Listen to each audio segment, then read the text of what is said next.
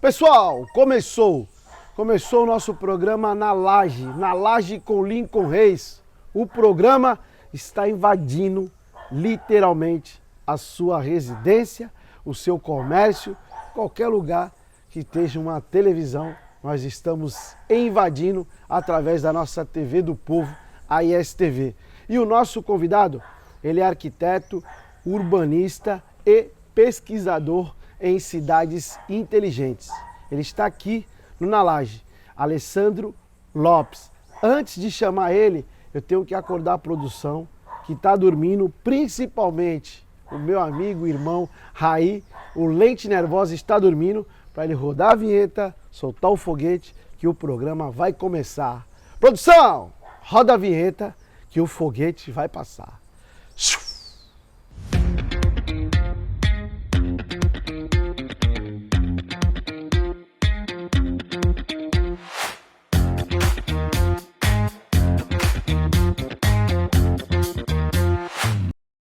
Alessandro, obrigado por aceitar o nosso convite e estar aqui compartilhando um pouco da sua sabedoria em arquitetura e urbanismo também, né?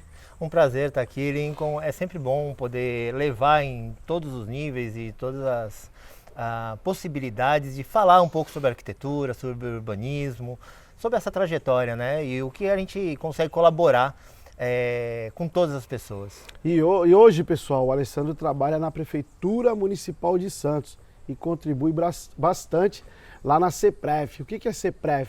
É a Secretaria das Subprefeituras da cidade de Santos. Ele contribui e bastante com o desenvolvimento da nossa cidade. Mais uma vez aqui, trazer uma pessoa que tem um entendimento em edificação e urbanismo. Edificação uma coisa, urbanismo outra coisa. Ele já explicou aqui mais ou menos como é que funciona. A gente que é um pouco leigo, Alessandro, então é bom a gente estar explicando Sim. o que é arquiteto e urbanista, né? O arquiteto você vai lá, faz na faculdade arquitetura e você se aprimora no urbanismo. É exatamente isso.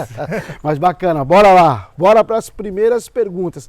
Essas perguntas aqui, Alessandro, são idealizadas pelo meu amigo, irmão Edson Pipoca, que deve estar nesse momento na sua casa, esparramado, ou na piscina, ou no sofá, mas ele está lá acompanhando. Esse aí não perde um programa porque ele é um dos idealizadores das perguntas. Vamos lá, Alessandro. Como um menino nascido e criado em um BNH virou arquiteto? Então, é uma história aí que por muito tempo eu deixava quieto e entendia que era só minha história de vida. E Legal. Tudo bem. E dentro, né, como professor e tudo mais, eu fui entendendo que ela podia ser entendida de outra forma, né? Agregar.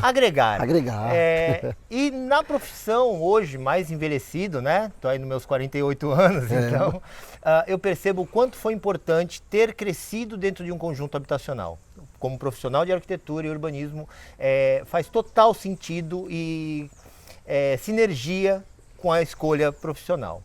Claro que estudar em escola pública e ter virado arquiteto foi um acaso aí de situações, porque fiz escola estadual, fiz curso técnico de edificações e no curso técnico eu tive acesso a estagiar no escritório de arquitetura, onde eu comecei a entender um pouco qual era esse ofício. E aí, mesmo com pais jovens, ralando para trabalhar, eu vim com essa proposta. Falei, mãe, e aí, vou para arquitetura.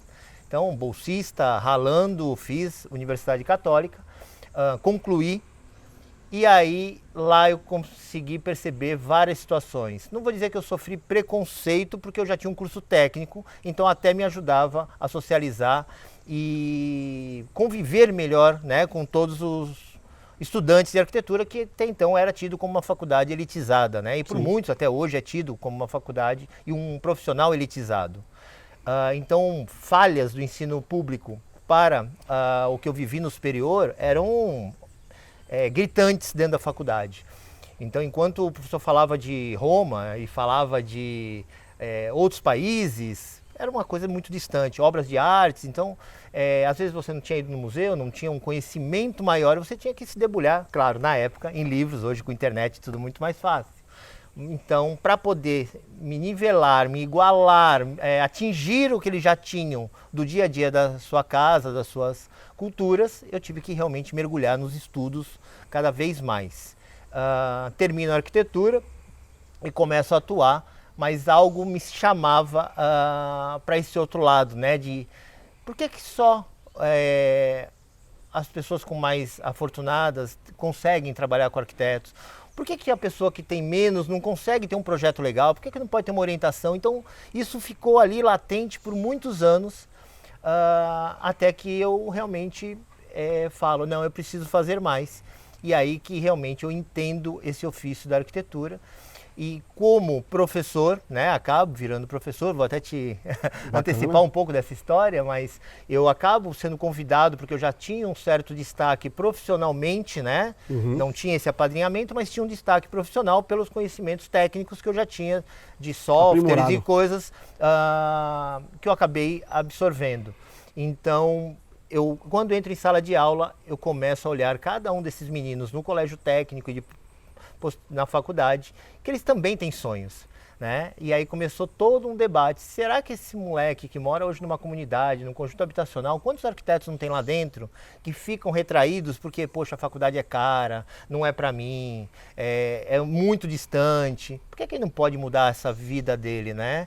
Sim. Porque hoje o que a gente consome de arquitetura, basicamente, são os apartamentos de alto luxo, né? E como você falou numa das chamadas, não é só decoração, você tem todo um trabalho, existem grupos de arquitetos que trabalham com habitação social, por exemplo, existem grupos de arquitetos que trabalham com revitalização de áreas degradadas, então o urbanismo, né, ele pega também nessa área, então eu vejo cada vez mais que quem hoje cresce dentro de um conjunto habitacional, numa situação, vamos dizer assim, um pouco mais distante da realidade afortunada, ela tem princípios que colaboram muito para o profissional dentro da área de arquitetura e urbanismo. Bacana, Alessandro já espanou aqui, deu uma aula.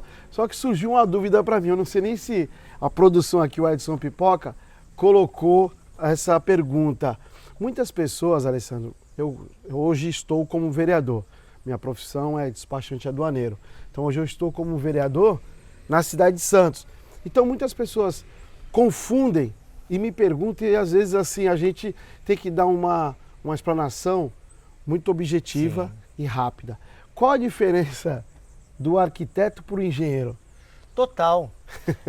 Se a gente... Mas não chegam a confundir às vezes? Confundem por estarmos no Brasil, tá? Vou ser bem realista nesse sentido. Legal. No mundo, exceto o Brasil, o arquiteto ele estaria no topo da pirâmide. Por quê? Porque é o único profissional que vê o todo. Ele cria e concebe o processo, o projeto da escuta. Então, eu vou ter uma entrevista contigo. Sim. E o que a pessoa quer. O que você quer e como é que eu posso te devolver aquilo que às vezes bem você não sabe o que quer, mas eu sei que seria interessante para a tua rotina, para tua, enfim, para o teu dia a dia. Então, eu te devolvo isso. Então, a primeira abordagem é comigo, né? Comigo, arquiteto. Eu entendendo o teu sonho, eu vou idealizar isso em projeto, materializar em projeto e devolver para ti, tu vai falar, é isso. Aí eu entro com todos os complementares, engenheiro civil, engenheiro elétrico. Então o maestro, vamos deixar bem popular, o maestro dessa orquestra, que é uma obra, uma intervenção urbana, é o arquiteto. E muitas das vezes aqui no Brasil, como você bem falou, é confundido. As pessoas vão contratar o engenheiro, eu quero levantar uma casa, quero fazer uma edificação. Ele pode. Ele já vai direto, não que ele não pode contratar um engenheiro, só que o engenheiro, que eu entendi aqui que você deu uma explicação muito objetiva, o engenheiro, ele não tem esse olhar preciso de uma acessibilidade, um olhar preciso, pô, será que se enquadra aqui uma edificação de madeira, uma edificação de concreto, Eu te completo, Lincoln, de uma forma bem poética, né, que a gente fala muito. É que é a seguinte... Alessandro também é poeta, vambora. O arquiteto, ele na verdade é humano, ele trabalha essa humanização, né? Sim. E o engenheiro, ele é racional, ele é mais prático. Técnico, por exemplo. Técnico. Então, o engenheiro, claro que ele pode projetar, ele tem habilitações. Se você olhar numa grade de engenharia de arquitetura, lá na faculdade, o arquiteto ele passa 5 anos aprendendo a desenvolver conceitos de projeto. Então ele estuda a parte de humano, ele estuda a parte de conforto térmico, acústico, a gente está aí com situações climáticas. Sim. Quem olha para isso, com esse olhar humano de melhorar conforto, é o arquiteto. Engenheiro nem tem isso na grade. Até mesmo grandes construções, ela é assinada por um arquiteto. E aí, o engenheiro, a gente falando de grades de projeto, então enquanto o arquiteto passa 5 anos aprendendo vários tipos de projeto e como trabalhar isso, o engenheiro tem 1 semestre. Ele aprende outras coisas, resistência dos materiais, movimentação, cálculos aprofundados. A preocupação do engenheiro é outra. Claro, temos vários arquitetos que têm esse pezinho na obra e curte, e temos vários engenheiros que também são mais humanistas. Sim. Mas, basicamente, o humano está na mão do arquiteto e o engenheiro está nessa mão mais racional, realmente, de fazer acontecer. Ah, bacana demais. Tirou minha dúvida, Alessandro. Fala um pouquinho da tua carreira. Você antecipou um pouco mais, mas você não foi profundo sobre a tua carreira como professor. Como é que surgiu isso aí? Como é que você vê hoje, assim, o teu desenrolar, né? Como é que a tua aula hoje, como é que você vê para você trazer para o jovem, que hoje o jovem, ele está antenado na palma da mão, né? Hoje ele está na palma da mão, ele está lá questionando o que o Google está falando e a inteligência do professor vai para o Bebel, vai para o Beleléu, né? Vai para o Beleléu. Então, como é que você tem esse contato hoje com os jovens na sala de aula que querem se formar como arquitetos? Bom, eu sou de um período de transição, né, tecnológica, então eu aprendi aquele projeto arquitetônico raiz, Sim. na mão, no nanquim, na régua, na prancheta, e peguei o início da computação. Então o computador entra no país aqui em 94, eu em 95, 96 já estava projetando, dando os primeiros passos em computação. Então isso me abriu portas e abriu alguns convites. Então com 18 anos, né, ou seja, eu não estava nem na faculdade ainda, eu ingresso nas escolas de informática que já estavam começando e começo a ensinar a usar esse software que tinha acabado de chegar aqui, onde eu acabei aprendendo de uma forma autodidata e com colegas trocando informação. Então fui aprimorando aí aos 18 anos. Então você vê, como eu falei há pouco, estou com 48, são 30 anos de sala de aula. E aí, com essa evolução, o colégio técnico aonde eu estudei, e são alguns pontos marcantes da minha vida, eu consegui voltar em todos os colégios que me deram gás para chegar onde eu estou. Então, o colégio onde eu me formei, eu recebi um convite para capacitar os professores que me deram aula, alguns deles, para entrar nesse mundo moderno da tecnologia, tá? Então, volto para o colégio técnico, capacito os professores e recebo o convite para ser um dos professores. E aí começa a minha história como professor mesmo dentro do Centro Paula Souza, que já está indo para 16 anos só dentro do Centro Paula Souza. Com isso, começo a dar outros cursos e capacitações e aí recebo um convite em 2016 mais ou menos para ir para a faculdade. E aí dentro da faculdade a história é outra, né? O traçado é outro, não é um colégio técnico. O colégio técnico você forma a pessoa para a prática, para ir para o mercado, e a faculdade você forma toda essa parte teórica e conceitual e filosófica da profissão também, né? Dentro da faculdade, estou indo aí já para 10 anos, quase já da faculdade que eu hoje sou coordenador. E lá na faculdade é onde eu começo a entender realmente a função do meu papel lá dentro. Por quê, Lincoln? Isso eu acho legal de registrar. Toda essa minha história que a gente está compartilhando hoje aqui com os teus ouvintes, telespectador. Hoje é multimídia, né? Hoje é multimídia. Então, assim, eu guardava para mim. Eu falava, não, foi meu trajeto, foi minha história de vida, minha superação e ok. Quando eu começo a dar aula na faculdade, que eu começo a falar, cara, isso que você já faz hoje, isso dá dinheiro. Você já pode fazer isso. Olha, isso aqui que você sabe fazer, um desenho diferente, uma modelagem, né? Um desenho 3D. Você tem potencial de marcenaria, poxa, você consegue ser um estagiário diferente.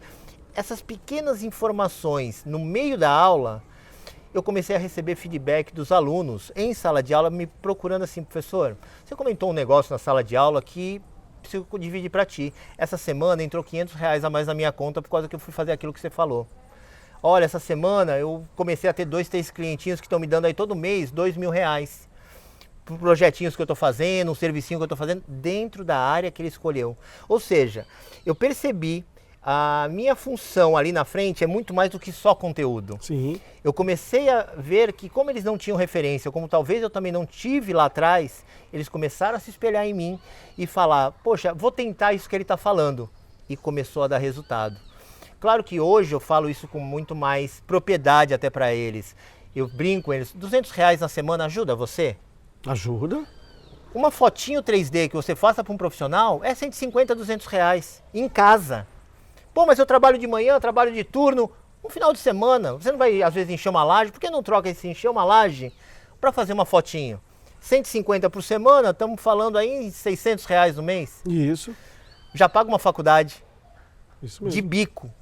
de bico dentro da sua área, você vai fazendo contato com os profissionais, você vai... E foi o meu trajeto. Eu por muito tempo, eu fiquei acho que uns 3 anos sem estagiar, como era um software que eu dominava, aquele software de desenho, se fosse no dinheiro de hoje, eu tirava quase 2, 3 mil reais por semana, com 19, 20 anos. Bacana. Então, quer dizer, a força de vontade é muito legal, mas não perder oportunidades e experimentar isso enquanto você está estudando, também é importante e ajuda nesse teu crescimento. Então, o meu papel hoje como professor, eu vejo que é muito mais do que simplesmente passar conteúdo.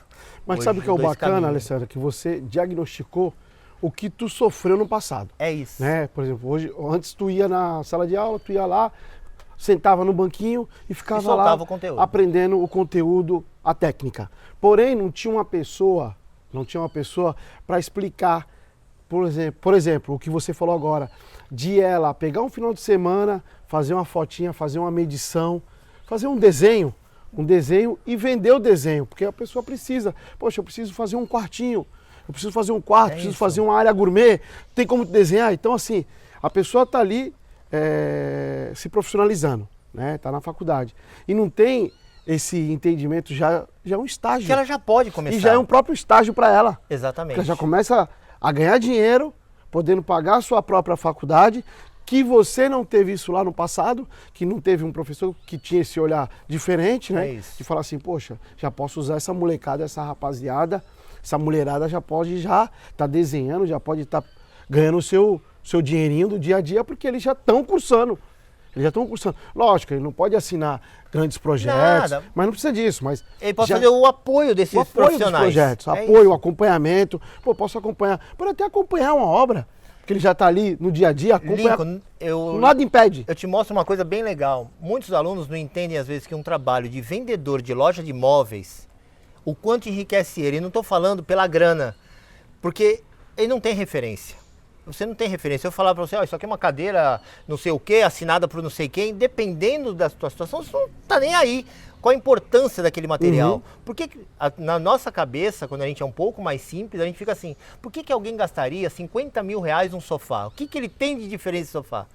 Quando você começa por baixo e você entra numa loja, você começa a entender que aquela mola é uma mola produzida, não sei o quê, que aquele tecido, você começa a absorver uma referência que se algum E até dia, mesmo a durabilidade, né? se algum dia alguém te procurar, você tem aquele conhecimento. Então, ou seja, você começa a virar um profissional diferente. Né? Você começa Um profissional com qualidade. com qualidade. Qualidade. Não é simplesmente comprar porque é caro. Você sabe para quem você vai oferecer o quê e o que você está oferecendo. Então, às vezes, um primeiro estágio, um primeiro trabalho como vendedor de uma loja de móveis ou de planejados te põe em contato com profissionais, te dá essa fluidez de fala e especificação de materiais que você não teve. Alessandro, o que é cidade inteligente? Lincoln, é bem simples. Ela nasce com a questão da tecnologia, mas na verdade hoje o olhar humano ele tomou conta, né? A cidade inteligente nasceu por causa das empresas de tecnologia e os arquitetos, urbanistas e o mundo começou a entender, tanto que o Brasil tem um manual, te aconselho até você conhecer, chamado Carta Brasileira para Cidades Inteligentes, Bacana. que dá as diretrizes dessa cidade integradora, enfim, sustentável e tudo que a gente precisa para uma cidade. Então, eu sou um dos defensores dessa cidade inteligente, pelo terceiro setor, pela sustentabilidade e usando a tecnologia como meio de desenvolvimento para criar coesão social, expandir. Então imagina uma cooperativa dentro de uma comunidade que produza algumas coisas ali. Como é que eu vou vender isso? Posso ensinar um e-commerce, alguma coisa, e estou usando a tecnologia e pondo isso para fora. Então, a minha cidade inteligente, eu caminho pelo terceiro setor e pela sustentabilidade, mas tem gente que defende simplesmente tecnologia. Bom, Alessandro, você que veio de comunidade, né? Eu queria saber de você, né? Numa comunidade, você vê nessas edificações que você caminha tanto pela Zona Noroeste, pelos morros, né? Você vê criatividade nas construções de comunidade? Tem muito, muito. Vamos levar um pouquinho o nível? Tem um livro aí chamado Ócio Criativo, né, do Domênico de Mastro, né, ficou famoso aí por muita coisa, e ele bate exatamente nessas teclas. Esse lado criativo, quanto mais te falta, mais você arruma soluções criativas. E dentro da comunidade o que mais tem é isso. A pessoa consegue ter um olhar que o arquiteto vai ter que desenvolver de repente pegar uma porta de geladeira de vidro e transformar numa janela. Ou pegar uma janela e transformar num revisteiro. Pegar uma porta, virar uma... Enfim, outras coisas, até a própria concepção da casa, né? Você vê que as pessoas, elas crescem muito por aprendizado de olhar, né? A famosa osmose, ela tanto faz obra para os outros e ela vai guardando referências, que é o que a gente está falando há pouco. Então, essa pessoa mais simples de comunidade, ela tem tanta referência do seu dia a dia que ela transporta para ela, poxa, isso ficou bonito, vou levar para minha casa. Pode ficar uma colcha de retalho às vezes? Fica. Mas tem muitas pessoas que têm esse bom gosto, né? Eu brinco isso muito da sala de aula, que é do perfil feminino até. Essa alma feminina do bom gosto, do combinar, já nasce, porque uma menina já é criada normalmente pelas suas mães, pelas suas avós, pais. Aquela coisa, filha, põe esse sapatinho que combina com lacinho, põe essa calça. O menino não. Dá uma bermudinha e vai e foi. Né? Uma camisa de time. Uma camisa de time e tá feliz. Então, assim, essa essência feminina, às vezes, dependendo da casa, do lar que está montado, ela tem esse cuidado. Eu já vi várias casas em comunidades muito mais limpas, organizadas, charmosas do que muita casa de alto padrão. Porque a casa de alto padrão, às vezes, não tem vida, parece uma casa de revista. Falta algo, falta uma vida. E tem casa em comunidade que tem essa vida. Tem esse diferencial, esse olhar diferente. Esse olhar diferente. Bacana. Alessandro, explica para os nossos telespectadores o que é o retrofit. Que todo mundo fala. Hoje a cidade de Santos, nos 4 cantos da cidade de Santos, se fala no retrofit. O retrofit vem aí. Já está acontecendo. Já. O retrofit, na verdade, é uma técnica de você tentar aproveitar o máximo de uma estrutura existente e mudar o uso ou a readequar aquele uso, trazendo para modernidades, né? Trazendo soluções melhores. Vou sair um pouquinho de Santos só para as pessoas entenderem. Em São Paulo, há pouco tempo foi feito um retrofit, onde tem o MASP, que é um prédio conhecido ali na Paulista, ao lado tem um prédio novo, que é complemento do MASP. Ali era um prédio comercial, que eles demoliram totalmente interno e readequaram para fazer a galeria nova, tá? Isso é um retrofit, com soluções sustentáveis e tudo mais. Quando a gente fala simplesmente de associar retrofit com reforma, estamos fazendo a maior burrada da vida, porque não é só isso. Retrofit é uma obra tão cara quanto, porque você tem os cuidados de aproveitar uma estrutura existente, entender essa estrutura, fazer uma nova proposta. Vamos beliscar um pouquinho, eu sei que tu vai gostar. A gente está falando, vamos falar lá de Escolástica Rosa, trazendo aqui bem para o nosso local? Vambora. Vambora, falar de Escolástica. Escolástica foi concebido para ser um colégio, né? Tem história, tem tudo. Vamos fazer um retrofit. A minha primeira pergunta para ti é, para que finalidade? Para preservar o prédio? Isso é um retrofit. Eu vou, estabilizo as paredes e ok, não dou uso. Daqui a 2, 3, 10 anos ele está detonado. Não, vamos fazer para preservar e depois a gente vê o que faz. Beleza. A gente gasta dinheiro, faz um retrofit. Eu pego e alugo aquilo para um hospital escola. Sim. Eu tenho que adequar tudo de novo. Tudo que eu fiz vai pro lixo. Outro retrofit. Outro retrofit, porque ele não teve uma função. Vamos fazer um clube. Beleza. Tudo que eu gastei para manter ele de pé vai pro lixo. Porque o clube vai necessitar de outras coisas, acomodações.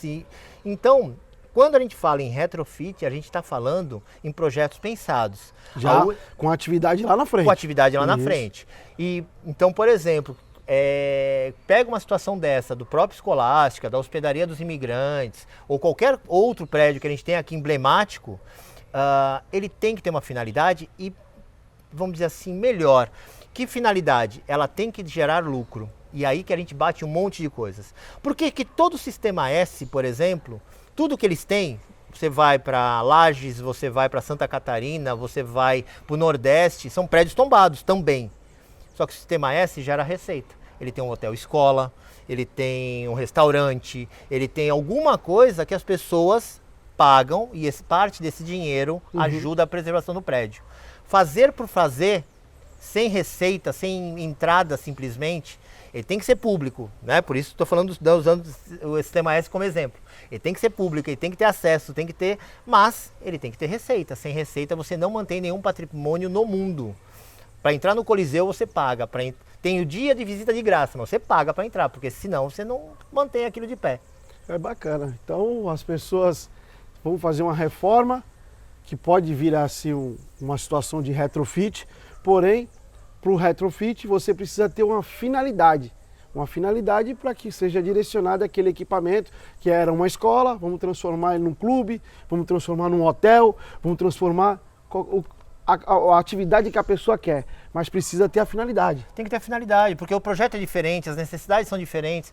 Porque a gente brincou, pega um hospital, você tem que pôr toda a linha de gás, sim, por exemplo, de oxigênio, já é outro uso, outra obra. É outra obra. Alessandro, mais uma vez aí agradecer, né, a sua participação no nosso programa. Deixo aqui as câmeras, né, para você nas considerações finais. Bom, Lincoln, eu agradeço a participação. Acho que a gente conseguiu passear por um monte de coisa. Sim. Deixo o convite aqui para todo mundo, quem quiser seguir lá nas minhas redes também, pode. Tem bastante assunto. Né? Como encontrar o Alessandro? @arc.alessandrolopes. E lá você vai entender essa tal cidade inteligente que eu tanto falo e que a gente falou aqui, sem ser explicitamente, que é pelo social, não só tecnologia sendo meio, e a gente com esse olhar humano em todas as camadas e todos os espaços. Bacana. Mais uma Lincoln, vez, brigadão. Obrigado, Alessandro. Esse foi mais um programa Na Laje. Antes de terminar, deixar aqui um abraço às pessoas que seguem o nosso programa. Alô, Lito! Alô, Elaine! Lito e Elaine Lito, moradores e representante lá da Associação de Moradores do Morro do Pacheco, sempre assistindo a gente e acompanhando o nosso programa. Um beijo no coração de vocês dois. Alô, Giba! Alô, paizão! Grande Giba! Giba, forte abraço para ti, eu sei que você tá aí, você não perde um programa, é o nosso, como é que fala, telespectador raiz, e o telespectador fundador, foi o primeiro telespectador do Na Laje. Giba, um grande beijo no teu coração, Giba. Alô, família Anexo 1, alô, comunidade do Anexo 1, que está aí sempre assistindo a gente. Um forte abraço a todos vocês. Alô, paizão, forte abraço aí, saudades, fica com Deus, tamo junto. Alô, Denis, alô, Conceição, alô, Dona Noélia, lá da Ponto Chique, Dona Noélia, sempre acompanhando o nosso programa. Santiago, Lucas e por aí vai. E vamos que vamos. Esse foi mais um programa Na Laje com Lincoln Reis. Até a próxima.